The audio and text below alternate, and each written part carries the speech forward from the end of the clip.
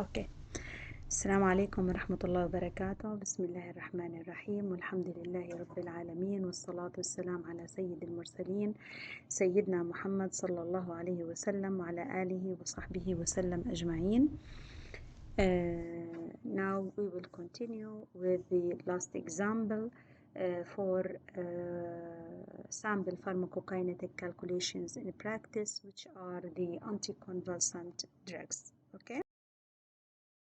So after the end of this lesson, as a student, you should be able to discuss why some anticonvulsant agents, example phenytoin, carbamazepine, and valproic acid, they need special dosing considerations. And you should be able to describe the clinical monitoring parameter, pharmacokinetic clinical monitoring parameters, and others for these anticonvulsant agents. And as a student, you should be able to explain the effect of disease state and patient conditions on drug dosing for these anticonvulsant agents. You should be able to apply dosing determination methods for these selected anticonvulsant agents.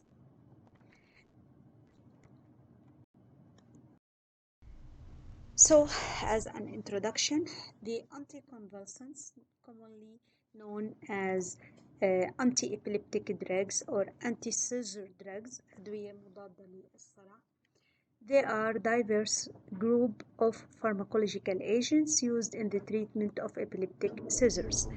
In our lesson today, we will mainly concentrate or focus on phenytoin as a case in our presentation. Okay.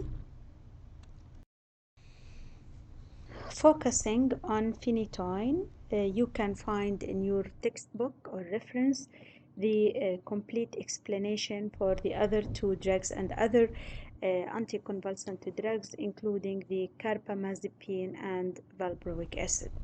Okay. So the anticonvulsants, they are also increasingly being used in the treatment of bipolar disorders. What are the bipolar disorders? These are psychic orders and the borderline personality disorders. Okay, there is an urgent need to understand the pharmacokinetic dosing calculations for this group of patients. So we'll take a specific example, which is the phenytoin as an anticonvulsant, anti-seizure, anti-epileptic drug. The usual therapeutic range for the total unbound and bound. Please focus on what we are talking about, okay? We are talking about unbound fraction and bound fraction for phenytoin, okay? The usual therapeutic range for phenytoin serum concentrations, whether bound or unbound, when the drug used in the treatment of seizures, is 10 to 20 microgram per milliliter, okay, which is equivalent to milligrams per liter. And this 10 to 20 microgram per milliliter, it's for both bound and unbound. It's equivalent to 1 to 2 microgram per milli for the unbound fraction of the drug. So you are talking about nearly 9 to 8 micrograms per milliliter are bound fraction of phenytoin. So since phenytoin is highly bound,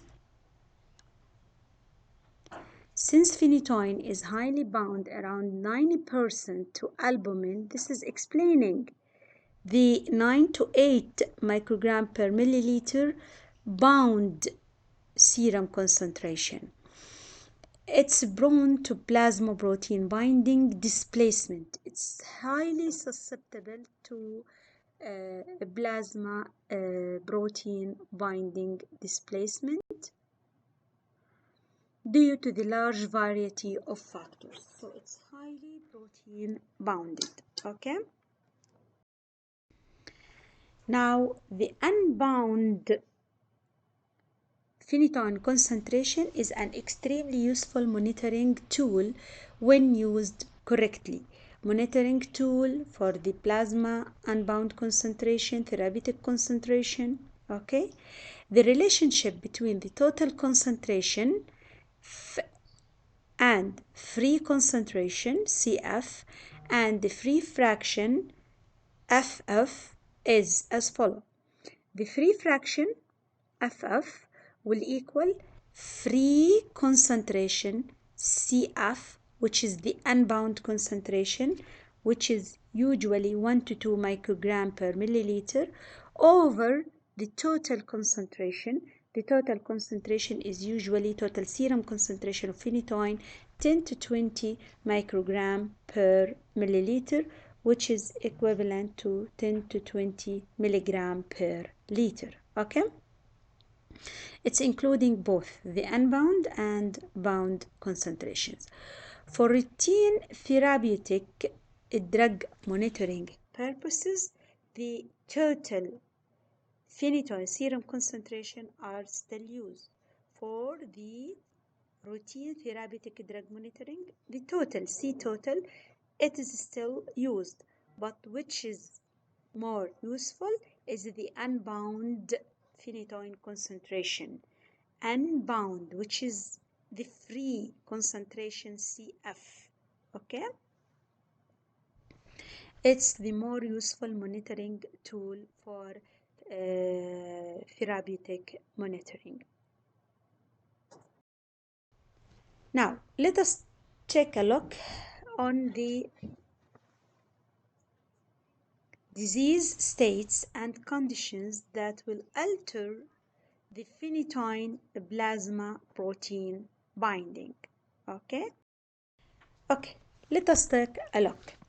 Now these are the first column representing the insufficient albumin.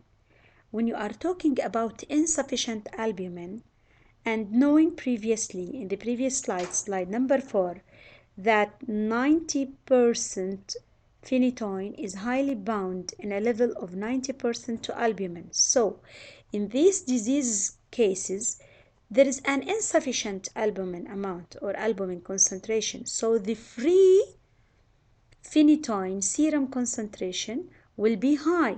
This will result in toxicity. Back again, phenytoin is a very potent medication with a narrow therapeutic index and narrow therapeutic window. Okay, so when there is an insufficient albumin concentration, it's called as hypoalbuminemia, insufficient albumin.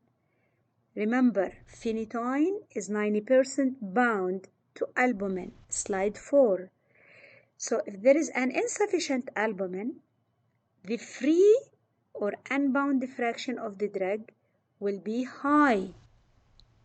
So in such cases where there is an insufficient albumin concentration, hypoalbuminemia, you should reduce the dose administered of phenytoin. What otherwise, this will result in toxicity. What are these cases? Where there is a hypoalbuminemia, liver disease, nephrotic syndrome, pregnancy, cystic fibrosis, burns, trauma, malnourishment, elderly. All of these cases, there is a reduction of albumin concentration. So the total dose to be administered of phenytoin should be reduced. Other disease cases are displacement of phenytoin by endogenous compounds. Displacement of phenytoin by endogenous compounds or displacement of phenytoin by exogenous compounds. Displacement away from being protein bounded, being bounded to up to 90% with albumin. If it is to be displaced, the phenytoin, if it is to be displaced by these endogenous compounds or those exogenous compounds, then the free available unbound phenytoin serum concentration will be raised, resulting in toxicity. So also in these cases, the externally provided dose of phenytoin should be reduced to avoid higher unbound phenytoin serum concentration. What are these cases? Hyperbilirubinemia, jaundice, liver disease, renal dysfunction. All of these cases, there will be replacement or displacement of the bounded phenytoin to albumin, and it will be freely available as unbound in the plasma. Displacement by exogenous compounds, examples, drug interactions with warfarin, valproic acid, aspirin if it is given in concentration more than 2 grams per day, non-steroidal anti-inflammatory drugs with high albumin binding. All of these drugs, warfarin, valproic acid, aspirin, more than 2 grams per day, NSAIDs, will result in displacement of bounded phenytoin to albumin, and it will be freely available as unbound serum phenytoin concentration, resulting in toxicity. Okay, what about elimination of phenytoin? The elimination of phenytoin is observed to be zero order at therapeutic concentrations. It does not follow first order kinetic. It's a capacity limited process, saturation limited. This concentration or dose dependent kinetic can often be described by Michaelis-Menten kinetic. Okay, so to be highlighted here,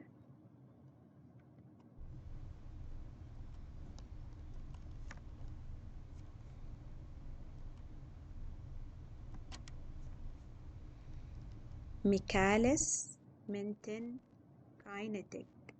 Okay, why? It's a capacity limited process of elimination. It follows the zero order rate kinetic rather than first order rate kinetic. Okay, with rate of elimination approaching some maximum rate, Vm.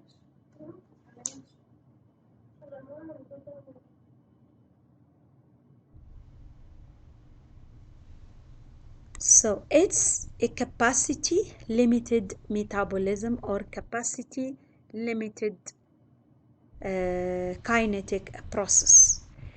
Okay, it's a zero order kinetic. It's not first order kinetic. It follows Michaelis-Menten kinetic approach. So the rate of metabolism, okay, look at this small a, rate of drug removal from the body will equal Vmax multiplied by C divided by Km plus C. What is the Vmax? It is the maximum rate of elimination. It's not the rate constant, it's the rate of elimination.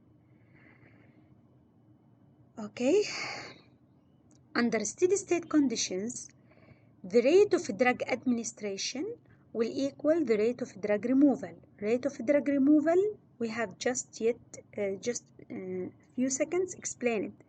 It's the rate of metabolism.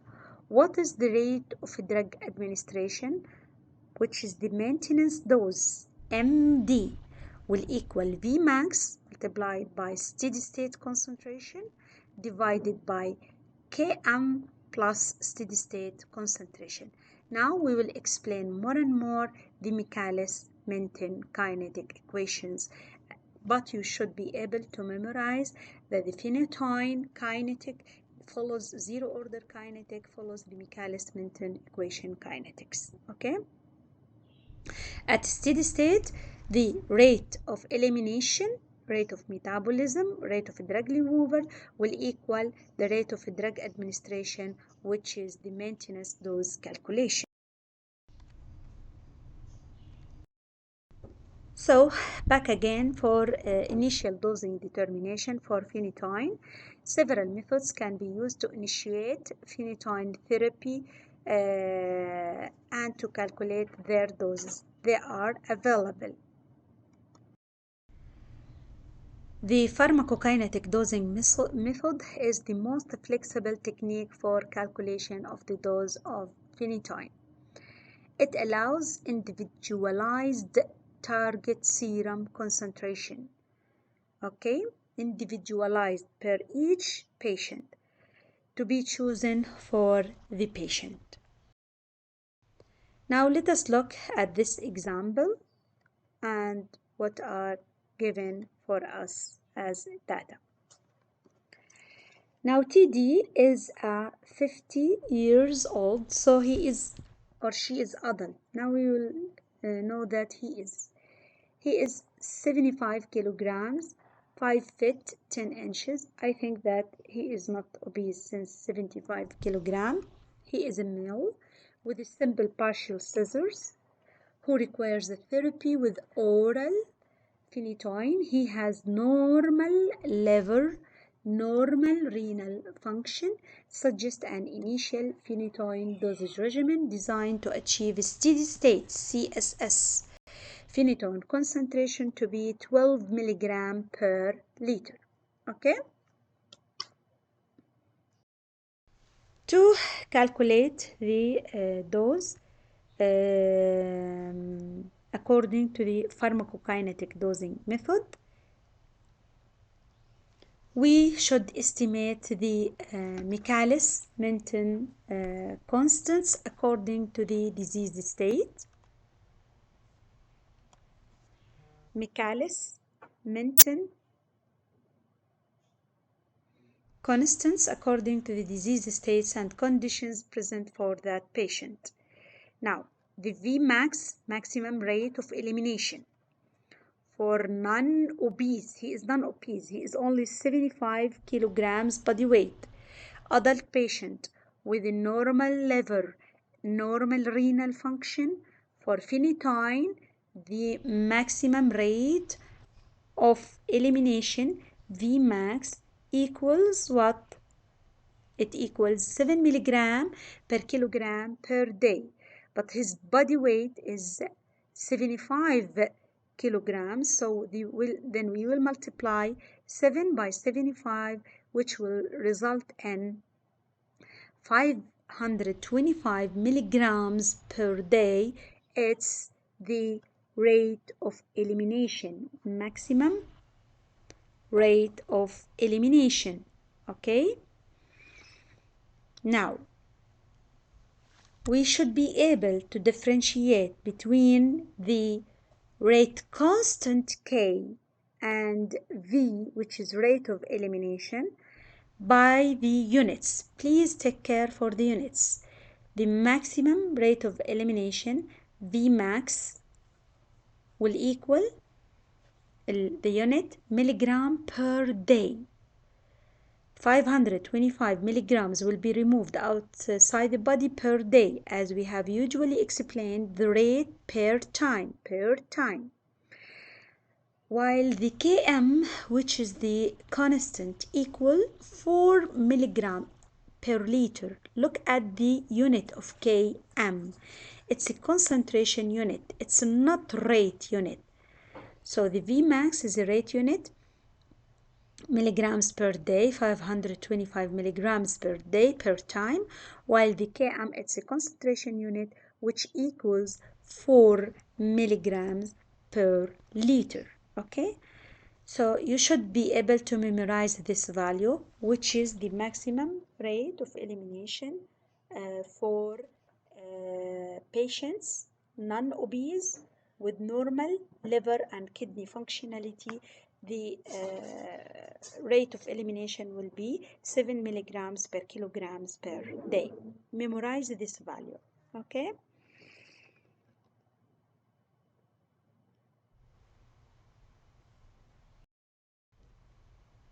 Now, the oral extended phenytoin sodium capsules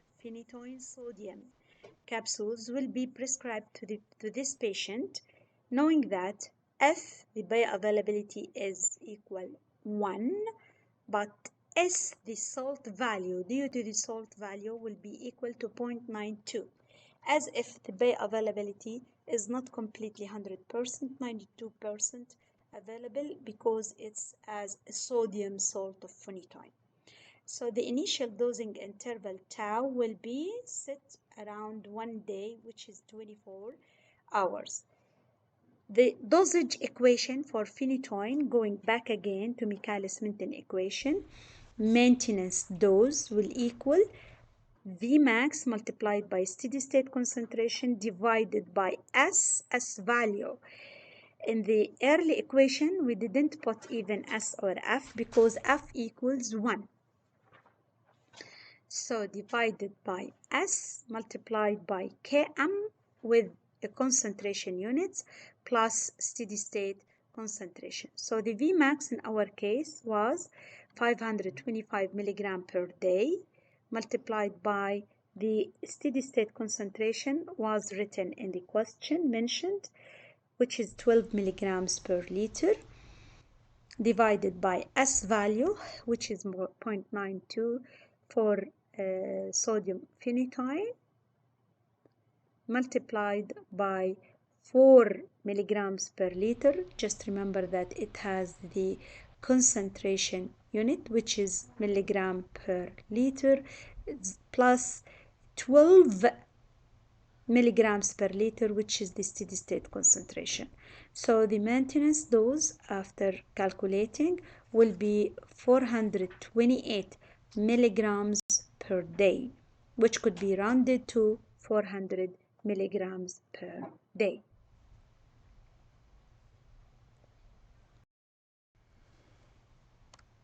Now, the steady state trough, which is the lower value, total phenytoin serum concentration should be measured after a steady state achieved within 7 to 14 days. The phenytoin serum concentration should also be measured if the patient experiences any exacerbation of their epilepsy or if the patient develops any potential signs or symptoms of phenytoin toxicity. It should be re-evaluated, the phenytoin concentrations. Now, following the empiric dosing method to calculate the initial dosing for phenytoin based on the knowledge of the population, Michaelis-Menten pharmacokinetic parameters, it's possible to suggest an empiric dosage for phenytoin where there are 2 or more steady state serum concentrations available at 2 or more dosage levels. Okay, this is an empiric dosing method. The previous method was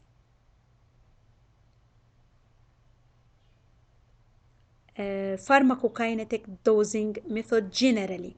Now, following up the Michaelis-Menten kinetic equation. Now, what is the empiric dosing method? Back again, I want you to focus that for the empiric dosing method, you are following Michaelis-Menten pharmacokinetic parameters, which are the Vmax and Km. So it's possible to suggest the empiric dose for phenytoin where there are, you should know, 2 or more steady state serum concentrations, very similar to Km value, and you should know 2 or more dosage levels, representing like the dosage rate administration, which is the Vmax. Okay? Now, determination for the Vmax, the unit of Vmax, remember, dear, that it is rate, milligrams per day, or even milligrams per hour, or milligrams per minute. While the unit for Km, it's a concentration unit, milligram per liter. Okay?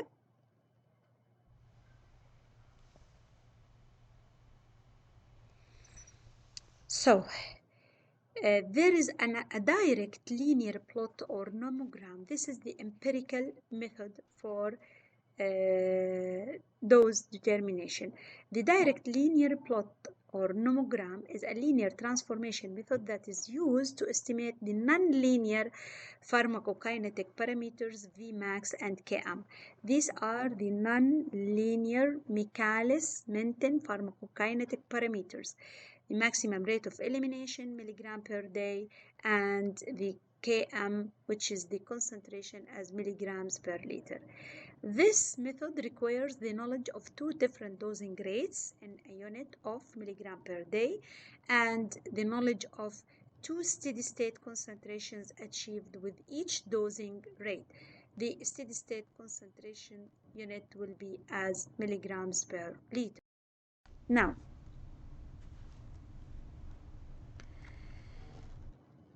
using the direct linear plot or nomogram by plotting two lines connecting the dosing rate and their corresponding steady-state plasma concentrations and extrapolating the two lines ديك تمديهم هدول التو lines extrapolating the two lines will intersect at a point. Okay, they will intersect at a point. The x-axis will or coordinate of this point correspond to the Km value, which is the pharmacokinetic parameter of Michaelis-Menten equation, and the y-coordinate corresponds to the Vmax value divided by F. In the case of sodium phenytoin, the F value will be S equals to 0.91. Please refer to the following figure. Now we will plot an x-axis or x-coordinate with steady-state concentrations, and there is a y-coordinate which is the dosing rate.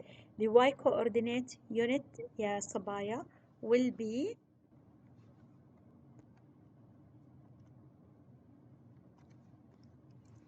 the dosing rate will be in a unit of milligrams per day, while the x-axis unit will be in milligrams per liter. At the x-axis, somewhere here, we will be able to determine the Km value, which has the unit of concentration milligram per liter. And somewhere in the y-axis, we will be able to determine the value of Vmax. Vmax also does have the unit of the dosing rate, which is milligram per day. So, as you can see here, as I have just mentioned, that we should know by the empiric method two steady-state concentrations with two dosing rates. Okay, then after extrapolation, this will result at a point. At this intersection of that point on the y-axis, we'll achieve one pharmacokinetic parameter of Michaelis-Menten, and on the x-axis, we'll achieve the other pharmacokinetic parameter. Let us talk about this example. This example tells us that when the drug dosing rate has been 400 milligrams per day given, it has resulted in a steady state concentration of 30 milligrams per liter. Okay, so we have made a plot between the dosing rate or a line between the dosing rate of 400 milligrams per day with the steady state concentration, which is 30 milligrams per liter. Another trial, we have administered the phenytoin in a dosing rate of 300 milligrams per day. You have lowered the rate of drug administration from 400 to 300 milligram per day. So what about the steady state concentration? Sure, it will be reduced from 30 milligrams per liter into around 15 milligrams per liter. So here is another straight line connecting the dosing rate with the steady state concentration. After connecting these two different lines, then we extrapolate يعني بتمديها للآخر. Both of them, they have been extrapolated till we have achieved an intersection point. At that intersection point, you can extrapolate to the y-axis. You will achieve, let us say, 580 milligrams per day as the V max divided by F value, and the x-axis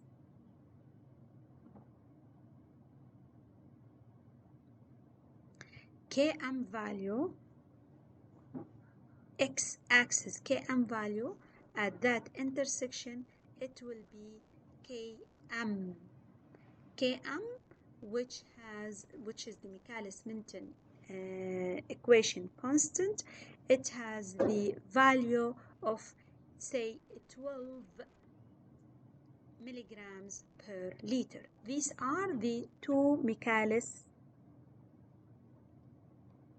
They have two Michaelis-Menten parameters or pharmacokinetic parameters.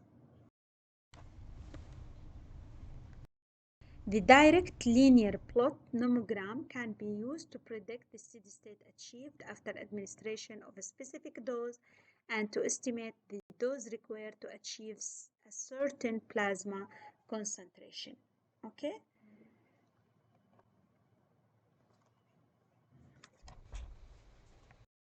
And this will be clear to you when you are taking the tutorial session with Mrs. Naifa. Now, an explicit expression for the dosing rate, which has the unit of milligrams per day, after multiple drug administration. The rate of drug administration is equal to the rate of drug elimination at steady state, and we have just mentioned this by the Michaelis-Menten kinetic equations, that at equilibrium, the rate of administration, which is the maintenance dose, will equal the rate of drug elimination, which is the rate of metabolism. The relationship between the dosing rate and steady state drug plasma concentrations can be described by the following equation, where F, when you are equalizing the two expressions with each other at equilibrium, the F multiplied by D over tau will equal V max multiplied by steady state plasma concentration divided by Km, which is the Michaelis-Menten constant with the concentration units plus steady state concentrations. Now, the total body clearance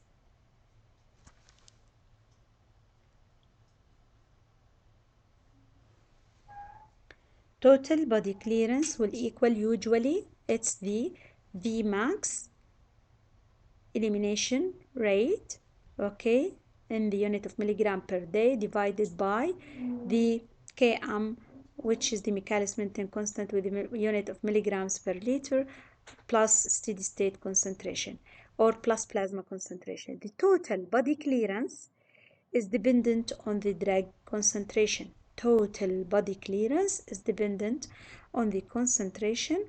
As the drug concentration become higher, the total body clearance will be lower. العلاقة زي ما انتم شايفين it's inversely proportional. الدرج concentration in the denominator بالمقام والtotal body clearance كل ما as the denominator increased, which is the drug concentration, so the clearance will be reduced or lower. Now the elimination half-life will be equal. These are the pharmacokinetic parameters required for the phenytoin drug.